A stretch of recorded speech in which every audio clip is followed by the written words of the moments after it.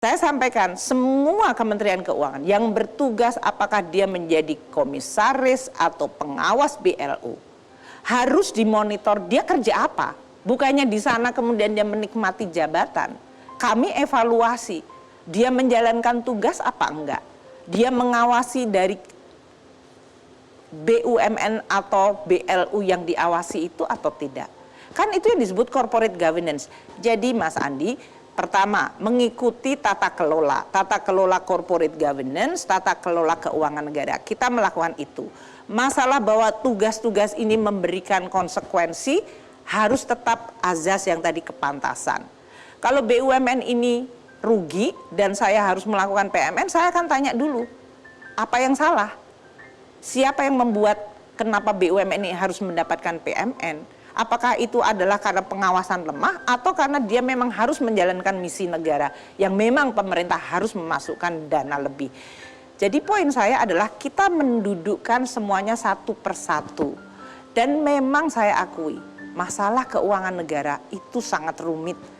Dan oleh karena itu kami terus-menerus akan melakukan ya tadi transparansi, edukasi, akuntabilitas.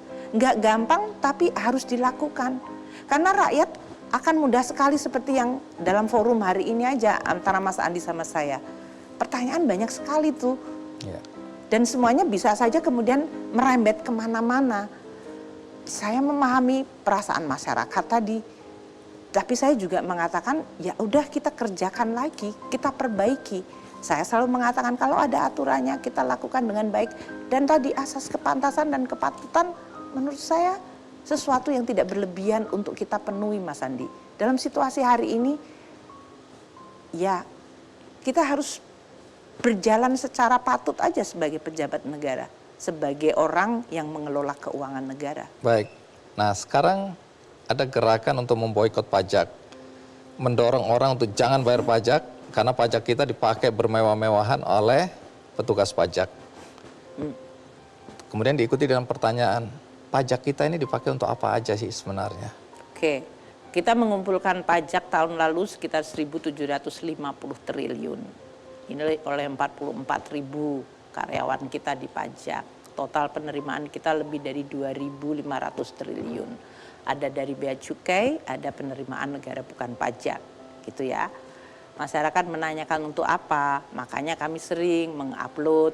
Kemarin saya meresmikan sama Menteri Kesehatan perluasan RSCM. Kalau dia ruang operasinya hanya 11 atau 18, yang antri sampai 4.000 pasien, sampai nunggunya nggak tahu sampai kapan dioperasi. Kita melakukan anggaran pemihakan untuk bisa membangun itu. Sama seperti waktu pandemi COVID. Ribuan, ratusan ribu dari masyarakat kita yang terkena COVID, kalau masuk ke rumah sakit, nggak ada satupun yang membayar. Itu triliunan tagihan kepada negara. Kalau Anda bicara tentang jalan tol, kalau nanti menjelang Lebaran Anda semuanya akan pergi ke daerah, ke tempat kampung halamannya. Jangan lupa itu juga adalah bagian dari APBN. Kalau kita lihat di berbagai tempat dibangun bendungan, itu juga adalah. Kalau Anda lihat TNI Polri bertugas, alutsistanya sekarang membaik, itu juga dari APBN. Kalau Anda bicara tentang dokter, guru, dan yang lain-lain, madrasah, pesantren, itu semuanya mendapatkan bagian. Kalau sekarang ada 36.000 lebih anak-anak kita yang bisa sekolah di universitas terbaik di dunia, sehingga mereka generasi muda punya kebanggaan, punya confidence, itu juga dari APBN. Kalau ada yang mau research mengenai dari mulai vaksin sampai kepada malaria, sampai biodiversity, kami memberikan itu. Kalau sekarang para aktivis budaya mau melakukan dari mulai mempreserve budaya lokal sampai dia mau performance, kami membuat dana abadi kebudayaan. Jadi kalau mau bicara tentang APBN, uang pajak Anda di sana. Uang pajak saya ditilep, Bu. Kalau Anda membayar pajak dengan benar menggunakan e-filing, membayarnya itu langsung masuk kekayaan negara. Yang menilep dan ditilep itu adalah biasanya wajib pajak yang nakal. bekerja sama dengan aparat pajak yang nakal, mereka yang harusnya bayarnya katakanlah 100, dia kemudian kong kali kong membayar hanya 10. Dan itu dinikmati oleh dua pihak yang jahat itu.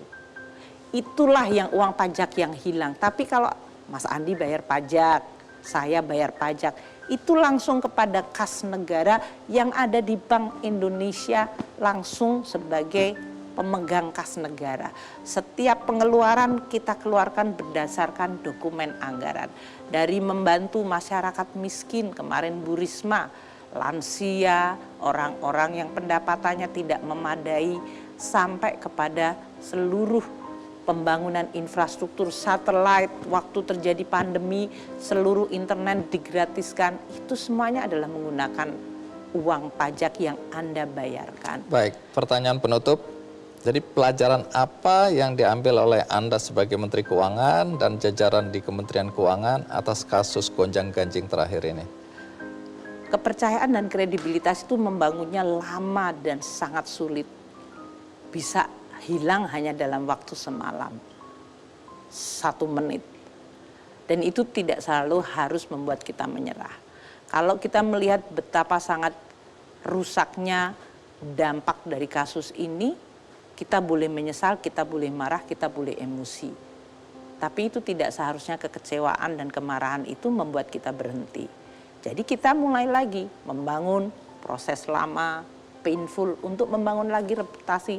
Itulah yang saya sebutkan sebagai tugas negara. Kita kerjakan dengan kerendahan hati, kemampuan kita untuk bisa menjalankan dan membangun lagi. Ya kita lakukan, Mas. Baik, terima kasih